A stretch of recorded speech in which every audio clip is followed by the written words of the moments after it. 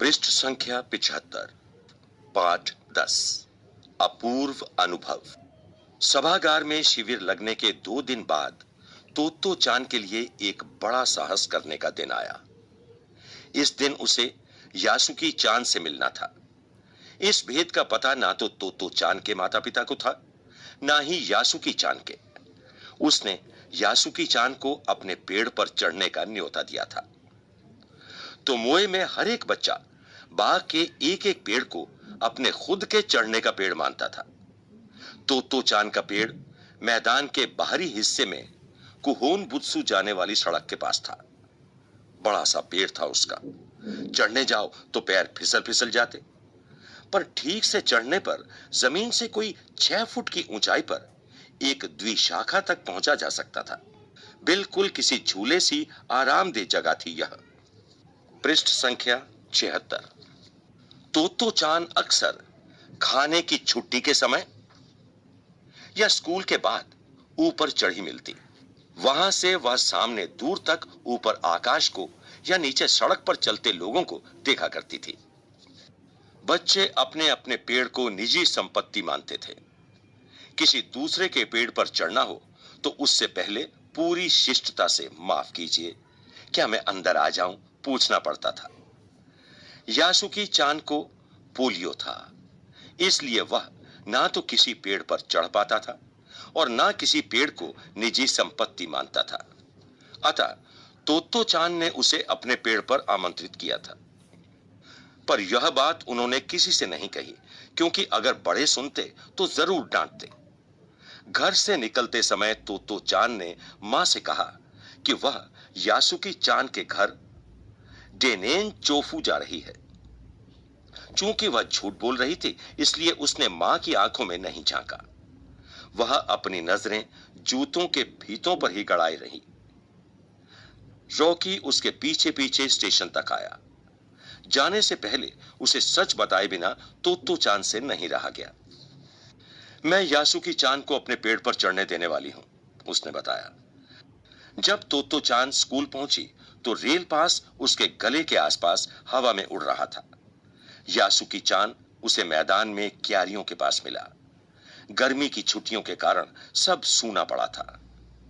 यासुकी चान उससे कुल जमा 1 ही वर्ष बड़ा था, पर तोत्तो चान को वह अपने से बहुत बड़ा लगता था। जैसे ही यासुकी चान ने तोत्तो चान को देखा, वह पैर घसीटता हुआ उसकी ओर बढ़ा। उसके हाथ अपनी चाल को स्थिर करने के लिए दोनों ओर फैले हुए थे। तोत्तो चान उत्तेजित थी।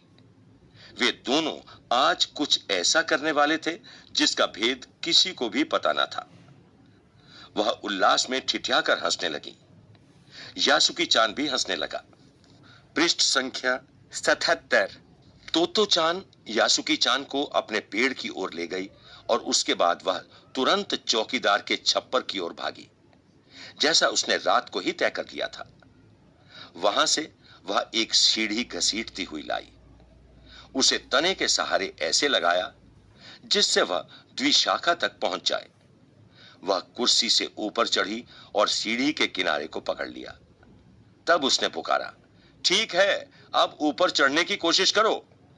यासुकी चान के हाथ पैर इतने कमजोर थे कि वह पहली सीढ़ी पर भी बिना सहारे के चढ़ नहीं पाया। इस पर तोत्तो चान नीचे उतर आई और यासुकी चान को पीछे से धकियाने लगी, पर तोत्तो चान थी छोटी और नाजुक सी। इससे अधिक सहायता क्या करती। यासुकी चान ने अपना पैर सीढ़ी पर से हटा लिया और हताशा से सिर झुकाकर खड़ा हो गया। तोत्तो चान को पहली बार लगा कि काम उतना आसान नहीं है जितना वह सोचे बैठी थी। अब क्या करे वह। यासुकी चान उसके पेड़ पर चढ़े, यह उसकी हार्दिक इच्छा थी। यासुकी चान के मन में भी उत्साह था। वह उसके सामने गई। उसका लटका चेहरा इतना उदास था कि तोत्तो चान को उसे हंसाने के लिए गाल फुलाकर तरह तरह के चेहरे बनाने पड़े। पृष्ठ संख्या 78। ठहरो, एक बात सूझी है। वह फिर चौकीदार के छप्पर की ओर दौड़ी और हर एक चीज उलट पुलट कर देखने लगी। आखिर उसे एक तिपाई सीढ़ी मिली जिसे थामे रहना भी जरूरी नहीं था।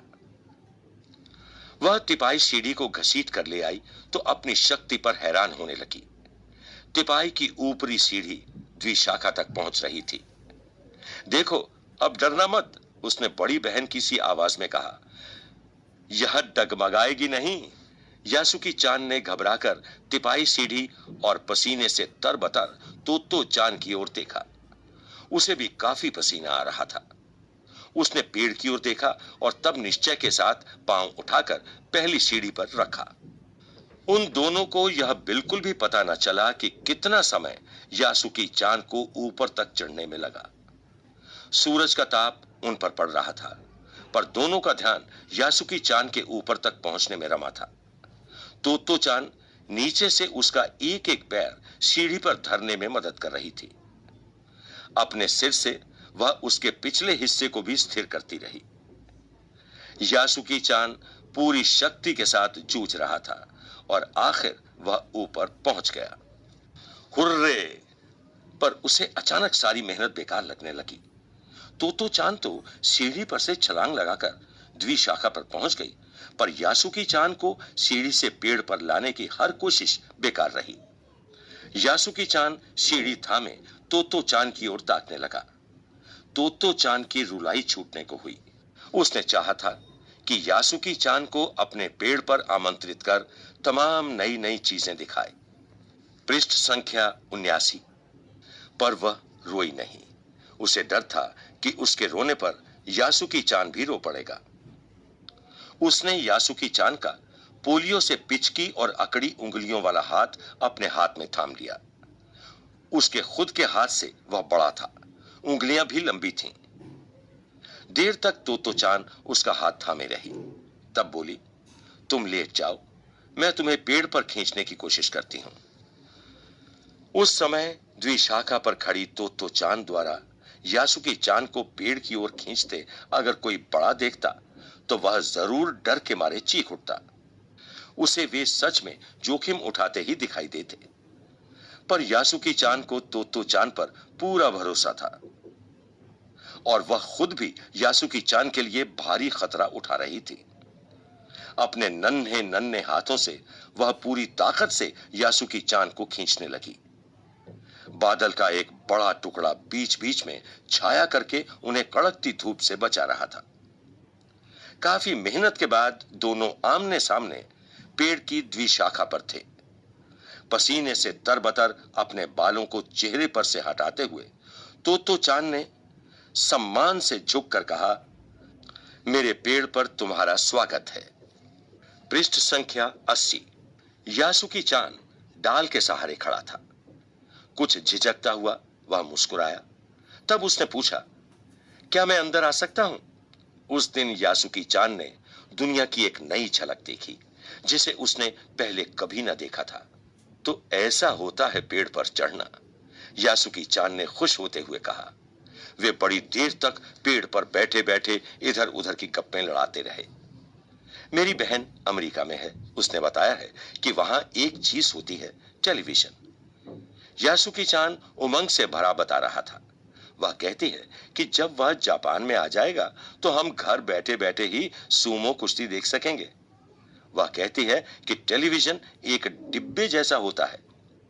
तोत्तो चान उस समय यह तो न समझ पाई कि यासुकी चान के लिए, जो कहीं भी दूर तक चल नहीं सकता था, घर बैठे चीजों को देख लेने के क्या अर्थ होंगे। वह तो यही सोचती रही कि सूमो पहलवान घर में रखे किसी डिब्बे में कैसे समा जाएंगे। उनका आकार तो बड़ा होता है, पर बात उसे बड़ी लुभावनी लगी। उन दिनों टेलीविजन के बारे में कोई नहीं जानता था।